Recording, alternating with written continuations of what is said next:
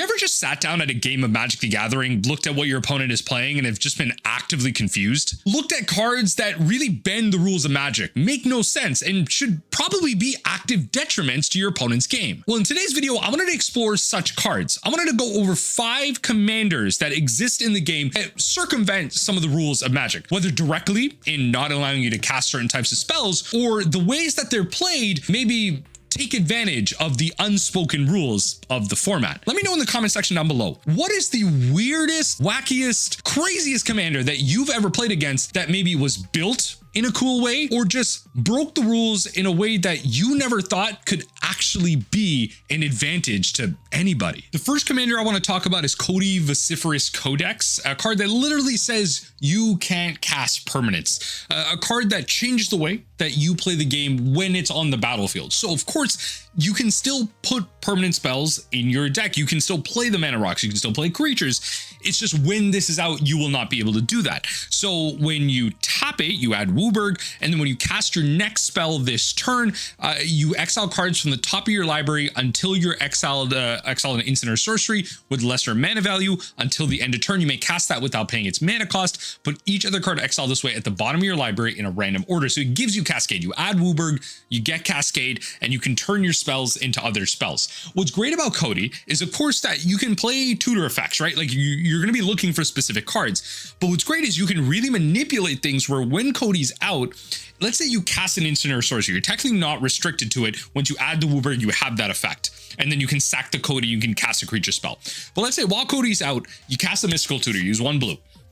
What's great about this is because you cast a spell with lesser, right? Instant or sorcery with lesser mana value.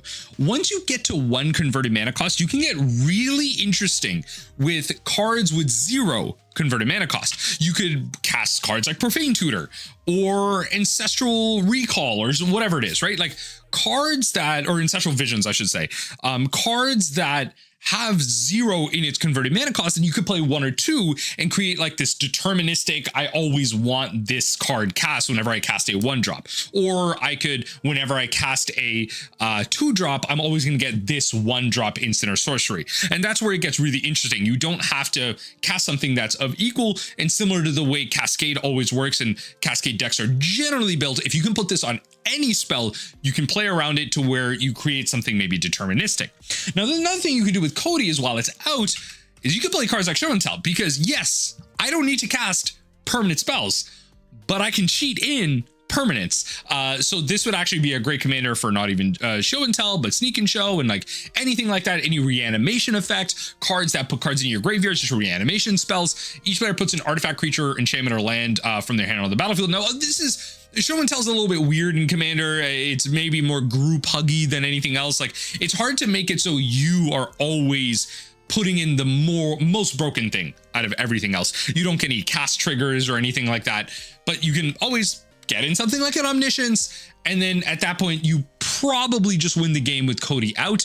If you have some amount of instant or sorcery spells in your hand, casting multiple for free is probably just going to win you the game. Sack Codie, and then you hopefully have maybe some other spells that give you some mana, and then you can cast them, cast Codie back, get more value, because you can't cast Codie for free. Omniscience makes it so spells from your hand are free. But again, another interesting way to play something like Codie, where you can create some determinism. You have a card that is traditionally breaking rules in what you can or can't cast. But in that similar vein, I would actually point to commander number 2 in something like Phage. Phage the Untouchable is probably one of the most interesting commanders that you could play in general. Just a card that you could put into the command zone, simply because you almost can't even cast it from the command zone where it is.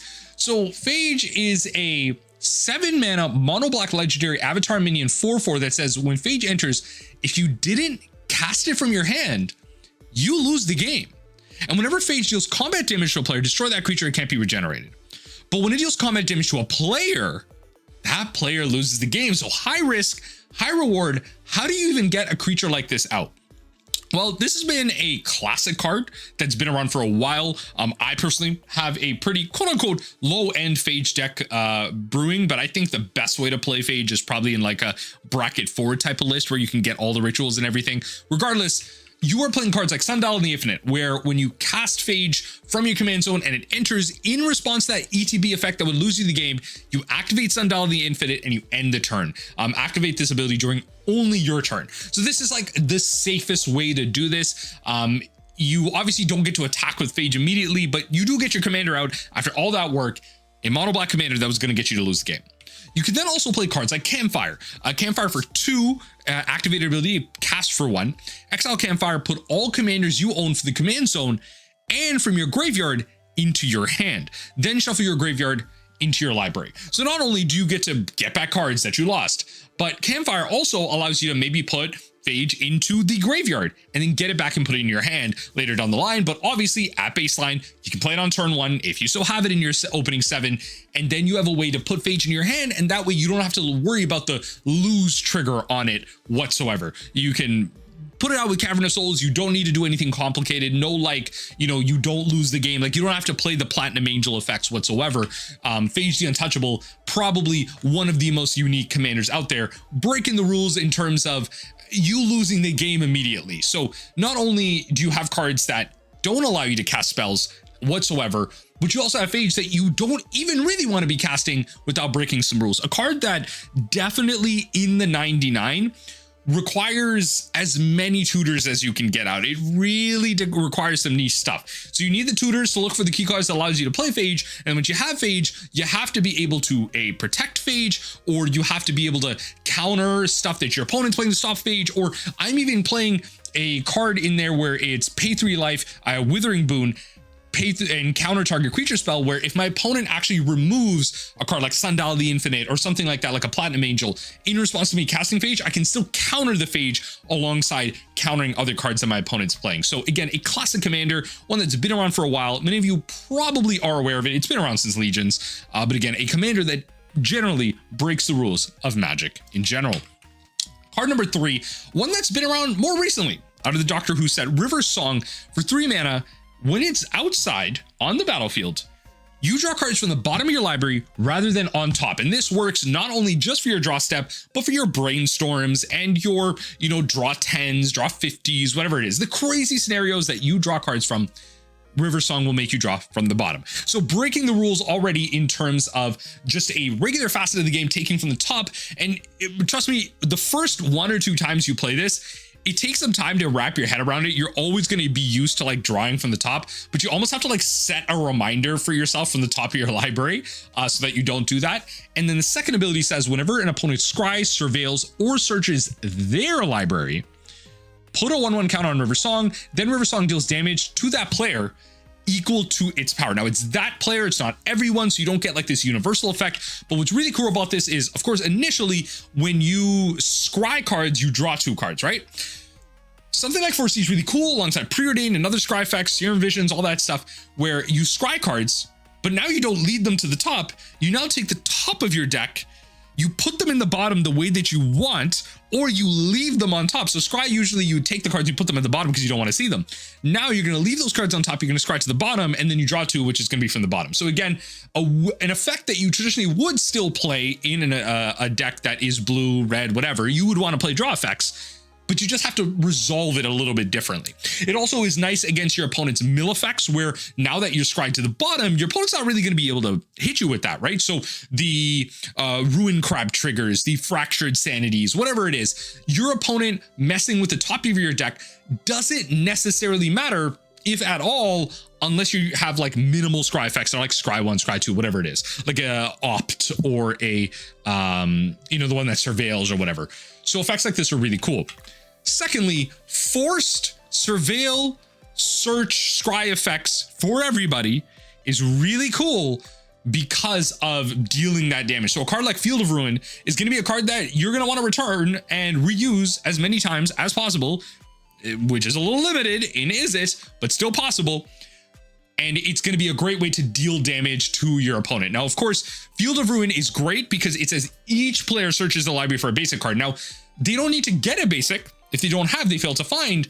But Field of Ruin does 1 damage then to everybody. Or then, you know, if you go back to kind of River Song here, put a 1/1 counter on Riversong, then deal damage equal to its power. So the Field of Ruin is only going to scale. Once it's at 5 power, everyone's going to take 5. Once it's at 10 power, everyone's taking 10. And that forced search of everybody is even better. Now, the temp spells, like, you know, I'm thinking in mono green or in green in general, which is not going to be relevant here, but like Temp with Discovery, which says you search for a basic, and then if your opponents can, and then if your opponent doesn't search for a basic, or they do, sorry, you then search for another basic. And in those situations, you never get the basic, you never follow the tempt whatsoever. That is the baseline correct thing to do always, unless that one random scenario where you need one more land for whatever, even then it probably isn't correct.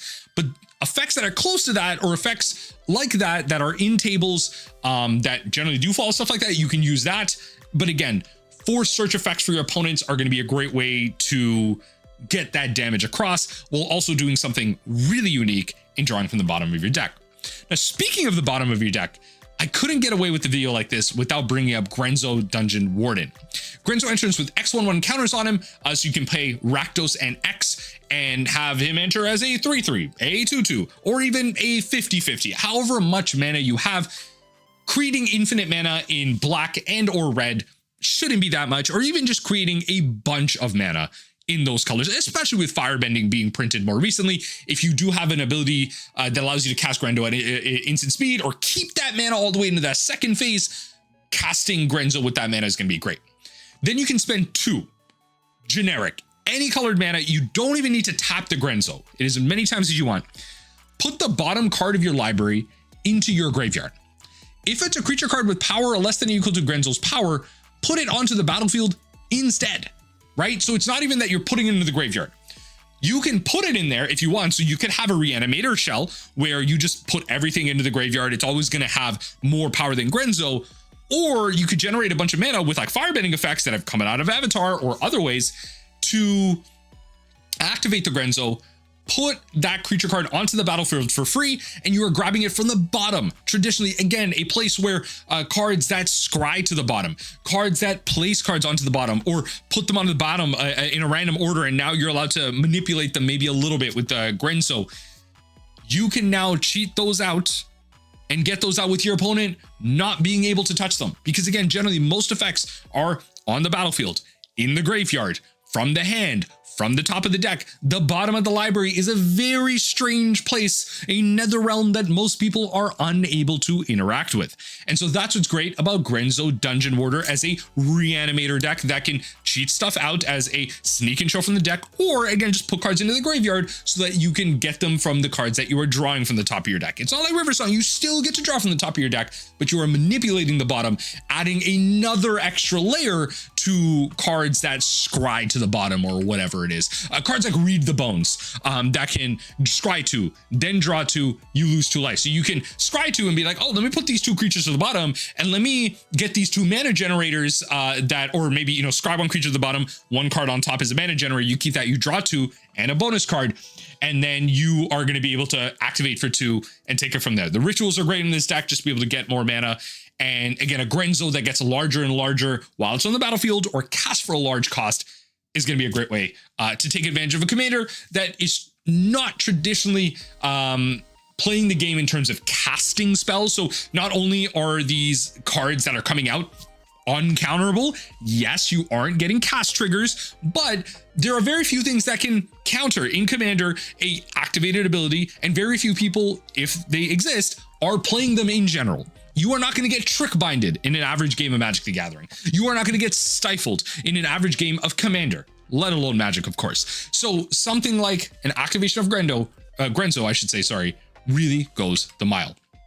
Also, if you think about effects like Show and Tell that traditionally like put cards out, Grenzo is very similar to that.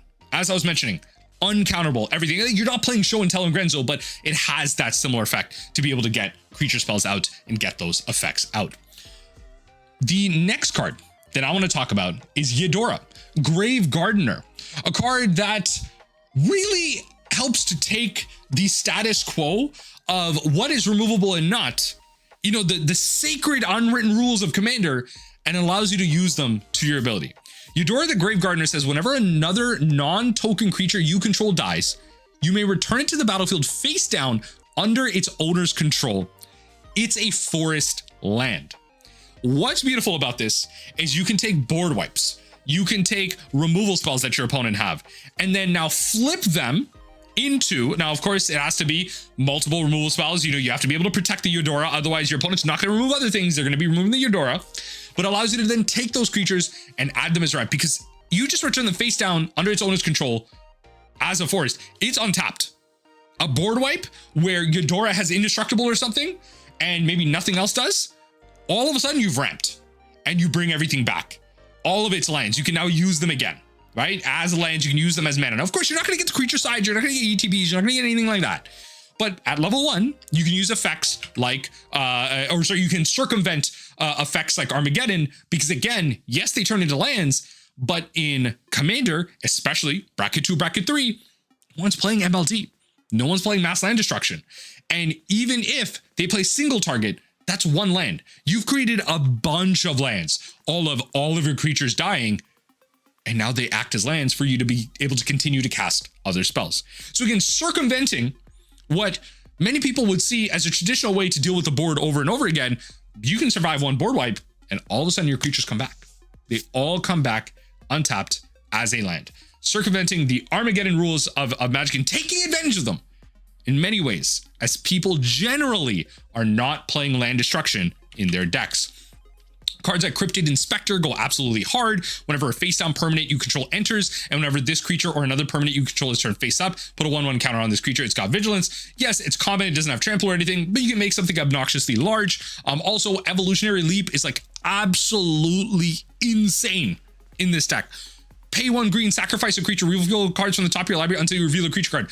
Put that card into your hand at the rest of the bottom of your library in any order. Folks, if you did not realize, you can do this over and over and over again. Pay 1 green, sack a creature. That creature returns as a land, as a forest. Pay 1 green, do it again. Pay 1 green, do it again. Again. Evolutionary Leap. Insane magic card with Yedora out. You can just put a bunch of creatures into your hand, and then if you have a bunch of mana or some way to generate a bunch of mana, you're in green, you can figure that out. You're just going to be able to play them all. Folks, Evolutionary Leap, fantastic magic card. Another thing that you have to remember is that when it comes to stuff like Conjurer's Closet, right, you don't actually get to use this, because one thing that a lot of people are going to immediately think to is like blink effects, and you have to bring in like colorless effects. Conjurer's Closet specifically says exile target creature you control and then return it. So obviously you can reuse ETBs of creatures that are already out, but you're not going to be able to bounce the lands because there are no other types. They're just lands. You're not going to be able to flicker them back. Mono green is going to struggle with this traditionally. If you have Yedora as a cool card in like red green or blue green or something like that, yeah, okay, then you're going to be able to use Yedora to some insane abilities to be able to flicker permanents that you have, or flicker a bunch of things, or even in white, green white or whatever it is. Then Yedora is going to be a part of the 99 in that case. But just pointing out, you may think of blink, but you might be a little bit limited, especially a target that many people would think to. Remember that once it turns over and returns to the battlefield, it is a land. It is not a creature land. It is not of any other type. You are not going to be able to blink it with something like Conjurer's Closet. Finally, one of the best things that you can do is, when it comes to like mono green blink, traditionally what happens is that you are returning the card to your hand, right? So once it dies, you may actually want to recast it. You got its ability, you want to do it again. Cards like Arid Archway, or the other one, I think it's like a market, it enters tapped as well. It's like a colorless bounce land. Arid Archway and stuff like that are going to be fantastic lands, because once that creature returns and becomes a land, you tap it, you use it for what it is, you can then play an Arid Archway to bounce that back to your hand. And then if you're using other green synergies, maybe you're playing Lotus Field and you're sacking the Arid Archway, and then you have an Aftermath Analyst that's able to return all that stuff or whatever it is, you are going to be able to then loop all this stuff back. You're going to be able to create a bunch of mana, return it with Arid Archway, get the creature back in your hand because you return the land, but it's a creature in your hand, and keep going from there. So there's some really cool synergies and random things that you can do with this. Yes, there's some value, really cool in the 99. You may think of blink, but actually returning to your hand with something like Arid Archway, really powerful. So you start to see how small little synergies like this can really go the long way in something like Yedora.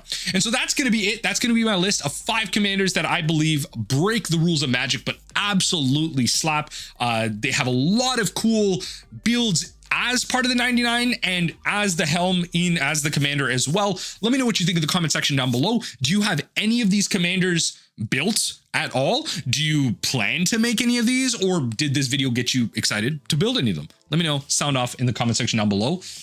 Oh, Magic has, you know, I will say, with all the cards being designed every year, there's a lot of problems to it. There's criticisms to be had. But when it comes to just the amount of new legendary designs, there's a lot of cool ones that do really kind of disappear and get like sunk under all the hate and everything. And I feel like they do deserve their time in the light, especially when it comes to cards like River Song that is specifically in a Universes Beyond set. They do come with cool designs and they do deserve to be built, to be explored, and have support around them to change the way we think and play about Magic.